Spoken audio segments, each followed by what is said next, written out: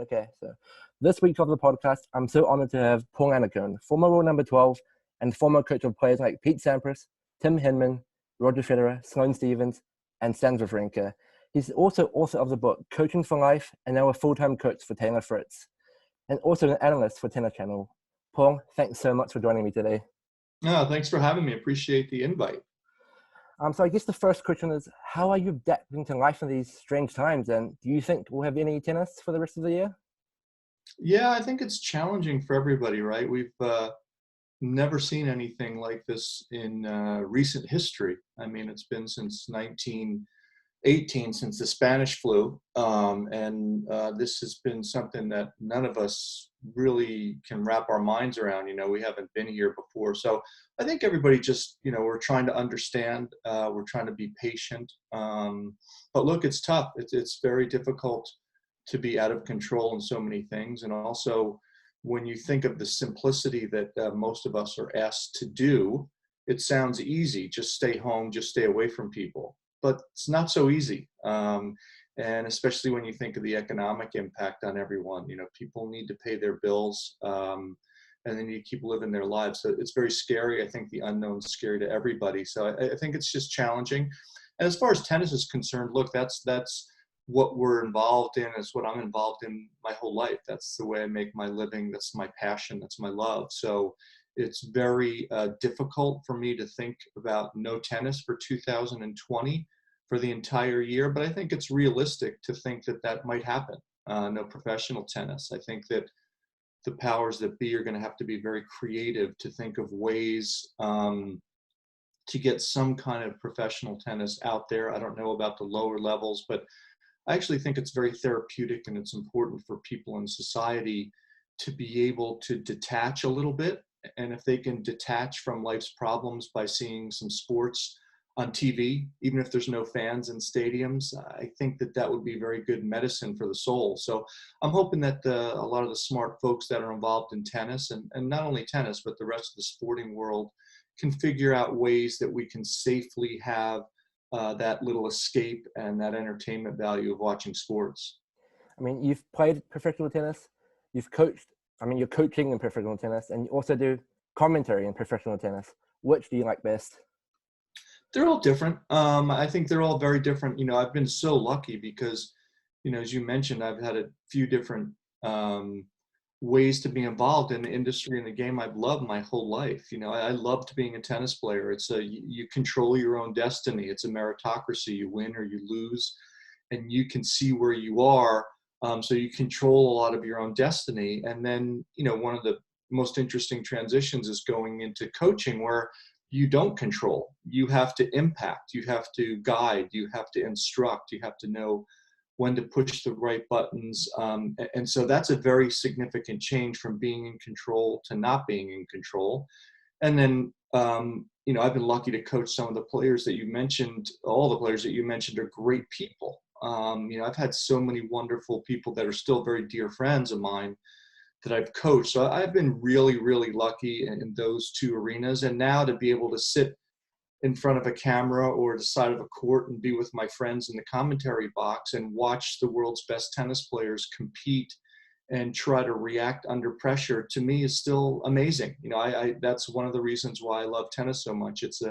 It's a one-on-one sport. It's up to you to figure it out there. There's no timeouts. There's no bring the coach in or bring in a different player to substitute for you. You better be able to figure it out. So that one-on-one part of being a tennis player still intrigues me. I love watching the pressure unfold out on the court, and I love to see how people deal with that adversity of competition under pressure. So I love it. I'm lucky, and hopefully I'll be back out there doing it soon. You're talking about coaching. You've arguably, coached two of the greats, Pete Sampras and Roger Federer. How do they handle defeats differently to the younger players you've coached?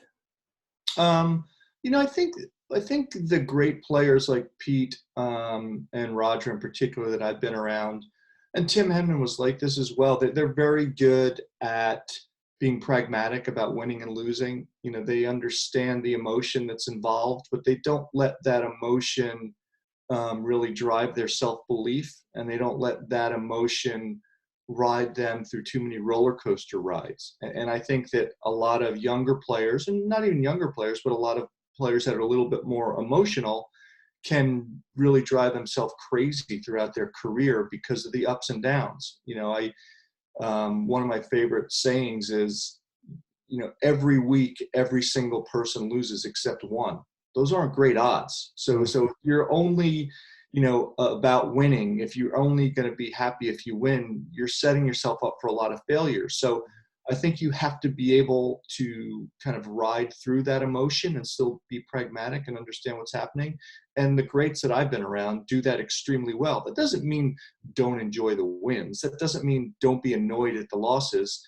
What it means is have perspective about it. What it means is don't let that chip away at the value that you hold in yourself in the big picture. And that takes practice. And it's hard because it's an emotional sport. And like I said, it's just you out there. There's no one else. No one did anything. It's just you. You win, you lose. So it's a bit of an ego blow when you lose, and it's a bit of an ego boost when you win. But one of the main reasons I love the sport is because of that. Right, just to follow up with the concept about handling defeats, and in my opinion, the 2011 French Open final was Roger's probably best shot at getting a second Roland Garros title. Obviously, he lost a match, but how did you feel, and what was the mood with Roger like in the locker room after the defeat? Yeah, I think that he did have a great chance that he beat Novak in the semis, and I think Novak hadn't lost the entire year going into the French Open. Yeah. Then I think against Rafa in the finals, he was up 5-2 in the first set and had set point or two. Tried a drop shot that was a little bit of a bailout shot. Lost that set. Lost a tough four-setter, but that was a year when the first year they used the new tennis balls, the Babolat balls there, and they were very fast. And I felt that was a really good chance for Roger, and he was really confident, and he played a great match. And Nadal is just Nadal. He is just so amazing on red clay, makes it so difficult in the big moments. But again, Roger, when he was done, he was very proud of what he had done in the tournament. Again, that perspective came through. Sure, he's disappointed, but he played a great match to beat Novak, and he played well against Rafa and lost a tough match. And he's very good at kind of detaching from that emotion in a natural way, where he doesn't deny the emotion, where he doesn't come up with excuses for losing, where he doesn't blame anything, but he just processes it in a really healthy way. And I think that's why 38 years of age, he's still playing. Mm-hmm. You've coached Pete Sampras from 1995 to his retirement in 2002, and Tim Henman from 2003 to his retirement in 2007. How do they handle their competitiveness towards the end of their careers? I think it's a different evolution, right? Because we all change how we feel as we get older, and things land on us more differently. I think one of the hardest things as an athlete is, as you get older, it's actually more difficult to do things without feeling the nerves as much, because you see your mortality, right? It's tougher to just play because you see the window starting to close. Even if it's not a conscious feeling, that's happening. I actually think that's one of the reasons why older golfers start to lose their ability to putt. Yeah. And if you look at some older tennis players, you can go through some of their evolutions and see some of them start to get a little bit more nervy. So I think as you get older, the thing you fight through are those nerves. The thing that you fight through is the fact that you see your mortality. I think Pete and Tim handled it pretty well. Tim was different. He retired in 2007, and he had been battling a bad back issue for a while, and he just could not stay healthy. And so it was really kind of chipping away at him because he couldn't train the way he wanted to train. He couldn't stay healthy for long periods of time. And I think that started to get him down a little. And he's one of the most optimistic guys I've ever been around. So he got a little bit tired of being in pain. And then Pete, before the 2002 US Open, I think he hadn't won a tournament for about 25 months maybe. Yeah. And he had gone through a lot of changes in his life. And I think he had become emotionally tired. I think he'd become emotionally tired of playing. He loved the idea of competing. He loved the idea of winning major titles, but he's not a gregarious, outgoing world traveler like someone like Roger. Roger loves the life. Pete didn't really love the life. He loved the idea of competing. He loved the idea of holding up major titles, but I think he was tired. So I think it took him a little bit of a rejuvenation to really give himself that last push. And that's what he did at 2002 US Open. So I think he was ecstatic when he won that match and he won that title over Andre in the finals of the Open. But, you know, after a few months of kind of reflecting on that, he also knew that it was his time. He was done playing. And I remember the day he decided, we walked on a practice court and he walked down, we're about to hit, and he just looked at me and he said, I'm done. And I said, what do you mean you're done? He goes, I've just realized that I don't really need to prove anything to myself anymore.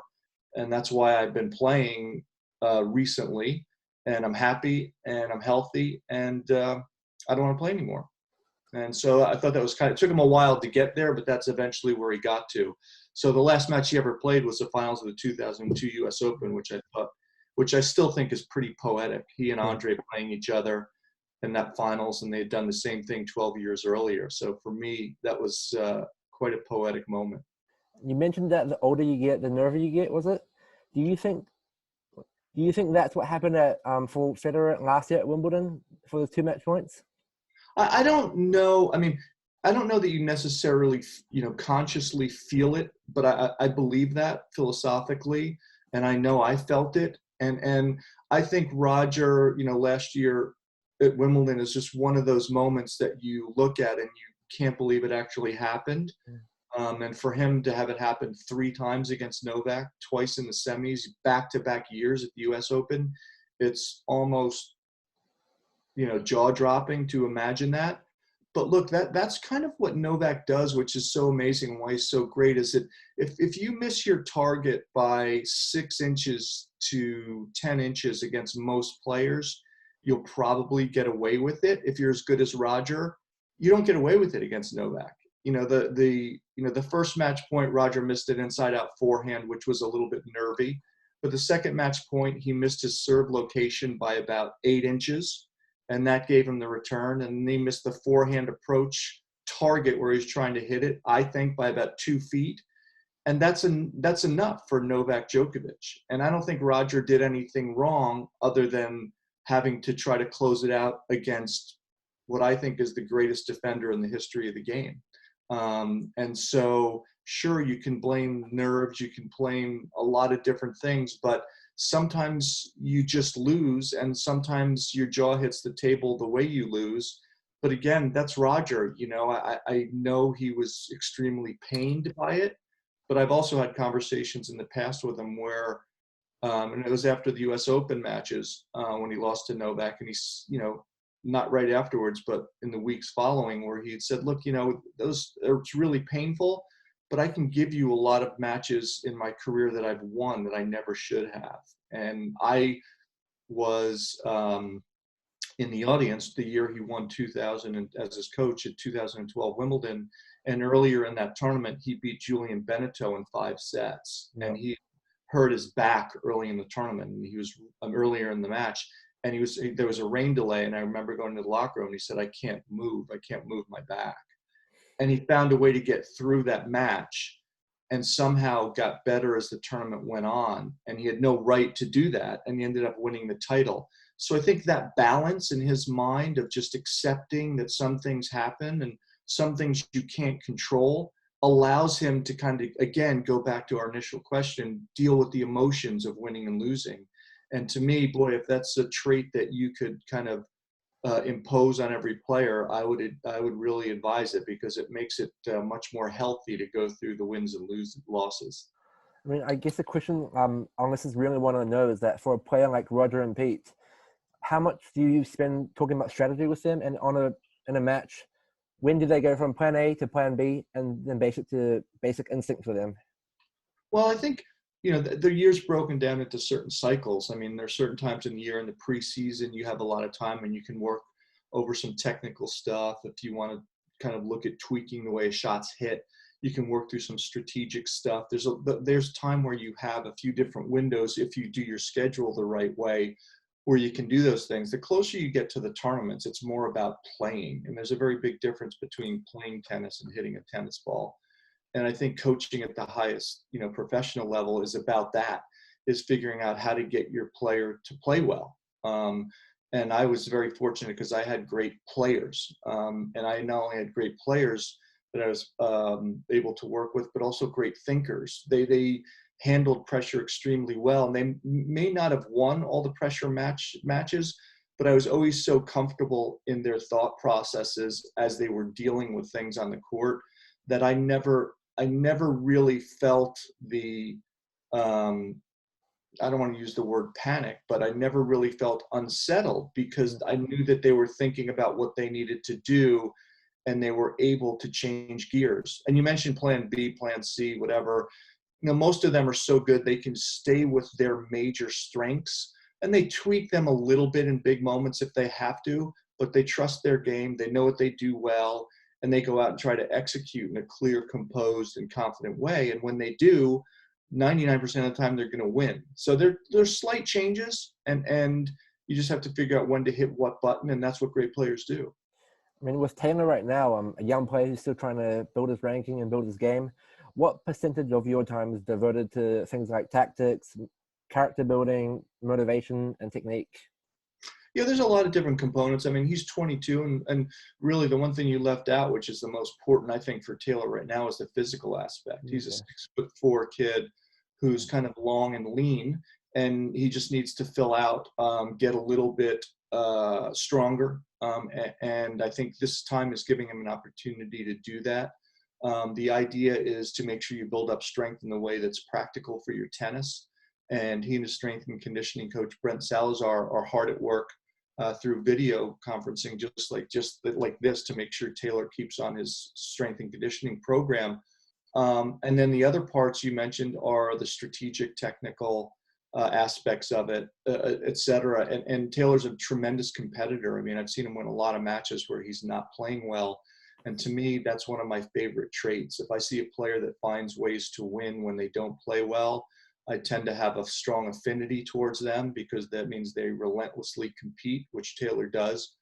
But it's still at this stage of 22 years of age, he can get a lot better. He can get a lot better on the forecourt, from 3 feet inside the baseline to 3 feet inside the service line. He can start to understand his game a little bit more and understand how to tweak it. And still get better at it. But the volleys around the net, the ability to do different things from the back of the court, and the ability to be a little bit more successful on his second serve points and returning serve is an area that we're focusing on. And I'm very lucky David Nankin coaches Taylor with me and has been Taylor's coach for almost 5 years now. And David's got a great tennis mind, and we're basically in hand with what we need to focus on.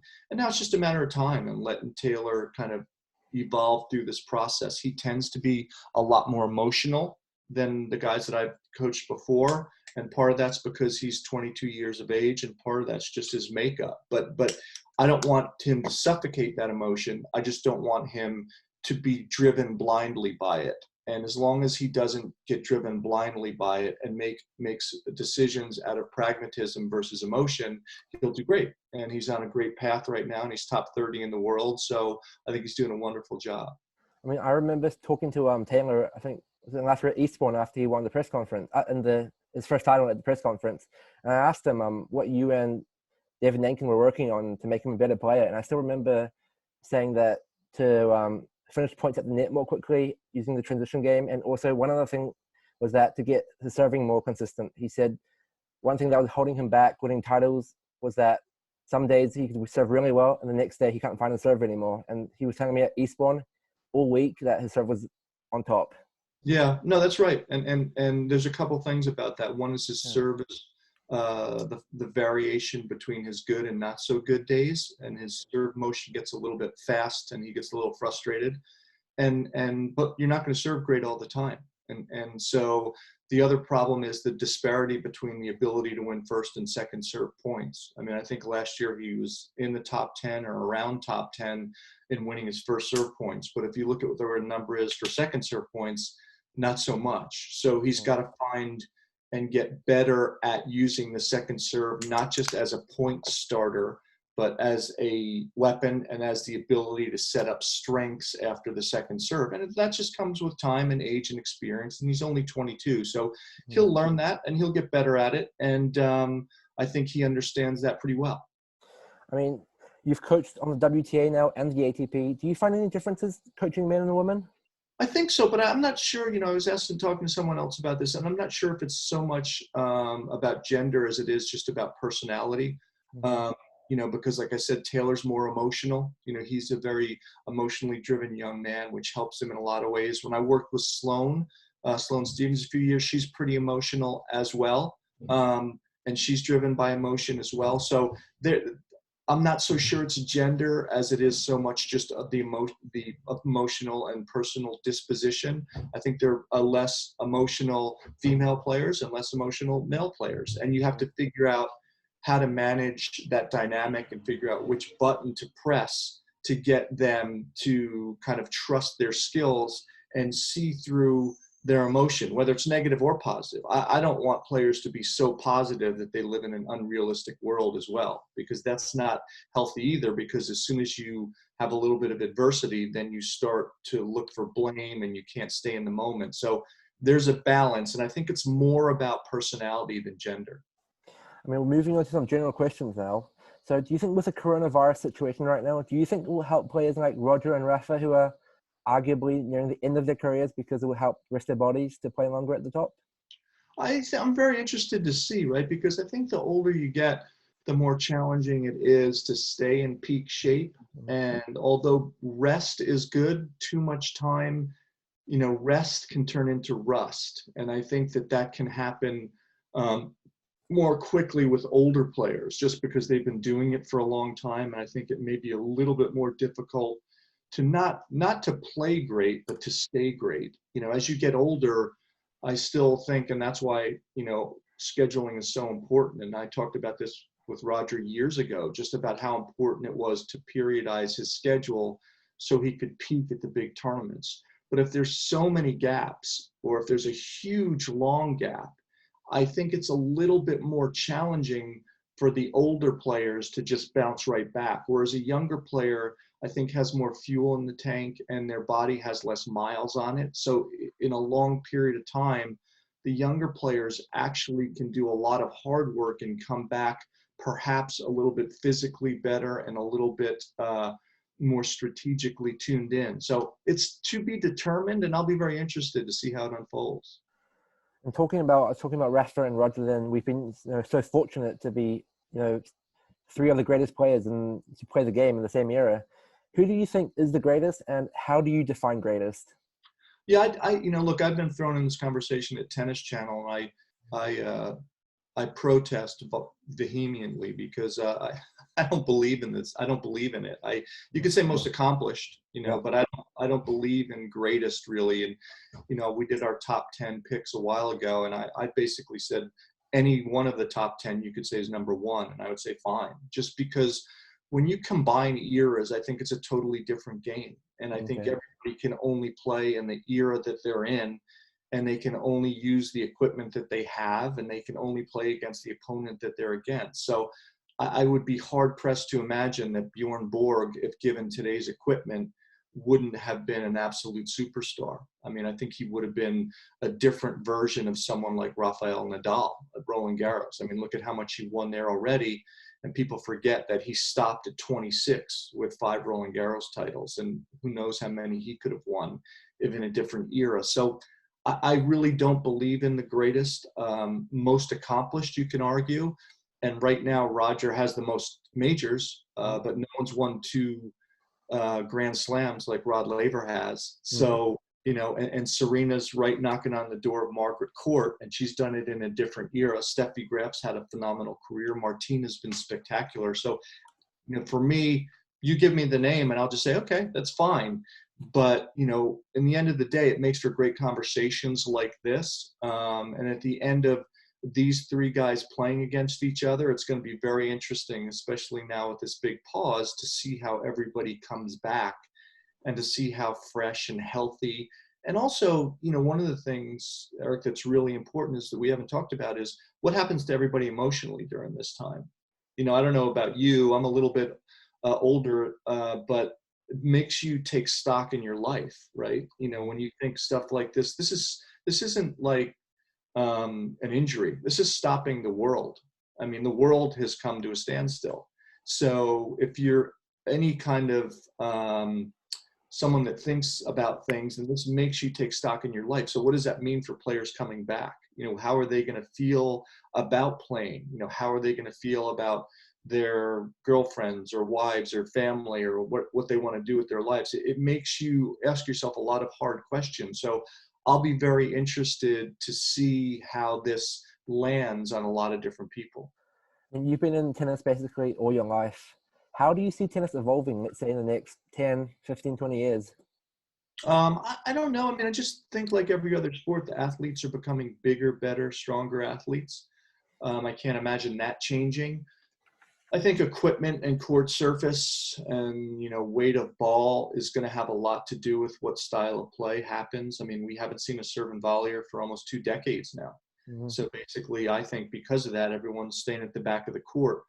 I think with the courts a little bit slower, the ball's a little heavier, the strings and rackets and the athlete types. I think you can return serve better, you can pass better. It makes it much more difficult to come forward. So I think now we're seeing a lot more tennis from the back of the court. It's spectacular tennis and it's incredible ground strokes, but we're seeing less variety up at the net. And, I kind of miss the variety a little bit. I wish there was a couple of the players at the top that were great at coming forward, just because I used to love the dynamic matchups. I used to love Borg McEnroe, Agassi Sampras, Becker Lendl, seeing different styles play each other was really always interesting to me. And now, other than Roger, who tries to work his way forward, it's not a serve and volleyer, tends to try to take the ball early and come in. Most everything is lateral tennis. It's great lateral tennis. Don't get me wrong. It's phenomenal lateral tennis, but I kind of miss the all-court dynamic of the chess match. So I think romantically, in the next era, I wouldn't mind seeing a couple of great people up at the net sprinkled in. Do you think we'll see more players like John Isner's, Ivo Karlovic's? Yeah, maybe. I mean, look, they are definitely vertically gifted. They've got some talents that are just gene pool stuff that are that tall, and just incredible servers, which takes rackets out of your hand. And so I think that the average height of guys in the locker room is more now. You're seeing a lot of guys that are 6'6", 6'5", and then once in a while you'll see an aberration that's 6'10", 11. And that creates a totally different dynamic. But again, those things to me are fun. I like diversity. I like variety. And I like to see how people handle the challenges on the other side of the net. I mean, the last question I want to finish on is that what have you learned from, I guess, coaching the legend of the game? And from that experience, what advice would you give to maybe coaches coaching juniors to maximize the talents? I think the biggest thing I've learned is that from those great players is to know your own game, regardless of how good you are. You have to know your own game, and the coaches have to know your game, and you have to trust that. And then you have to base your strategy and philosophy around not only that game style, but the personality. So you have to know really how to speak the way the players will allow it to be bought into. Because everybody hears things differently. So one of the challenges of individual sports is making sure you talk how the player can hear it, and that the content is valuable. And my own philosophy generally is something like, how little can I say to get the player to believe what I want them to do? And just want to follow up on that. What advice would you give to maybe players trying to deal with pressure, let's say on a break point? I mean, the biggest thing is to stay away from the consequences, right? And the fear of consequences. We all, go into the what if frame of mind. What if? Well, great players, they know what if, but their goal tends to be more in tune with how do I want to try to play this point? What's my process here? What do I want to do strategically? And if you get that in your mind and you believe it and you do it enough, you're more likely to execute it. How did let's say Roger and Pete handle pressure on a break point? Pretty damn well if you look at their records. With that many majors, I think Pete was 14 out of 18 major finals. I think he trusted his game incredibly well in big moments. I think Roger's the same. I think he's in a different era because his game is so contrasting to the other two greats. So he's had to find new and inventive ways to create a feeling of comfort. But I think Roger is very comfortable, and he trusts in big moments that if he plays well, he's going to create those opportunities to get across the finish line. Paul, I think, this has been one of my most obviously insightful interviews I think I've ever done on this podcast. I really appreciate you taking your time, and just want to know if listeners want to buy a copy of your book, how can they get a hold of a copy? Oh, thanks for even asking. But you can go to my website at paulannacone.com. Okay. You can go to IRIEbooks.com or Amazon.com. Coaching for Life is there. I'd love for you guys to have a read, and all this gobbledygook that I just told you is in there. So I appreciate it, Eric. Thank you very much for that. And you're active on social media, Twitter, Instagram? I am, yeah, Twitter and Instagram, and my handles are my name, basically. So you can search me up, and I'm there. And I'm an old dinosaur. I'm trying to get better at the social media stuff. I'll get there. I'm on there periodically, and I try to get more and more stuff out there. And I've wanted to say throughout the whole interview that we've got matching towels from the Australian Open the same year even. Oh, really? Yeah. And I think the Wimbledon as well. But the year definitely with the Australian Open the same. We've got matching towels. What year is the Australian one behind me? I don't even. 2013. Is it? Yeah, I've got a few. Got a few different ones, but those are the ones on the wall right now. Paul, thank you so much for taking time to speak to me. Thanks, man. You take care of yourself and stay safe. You too. All right. Hope you join the show again. Thank you. Bye-bye. Bye.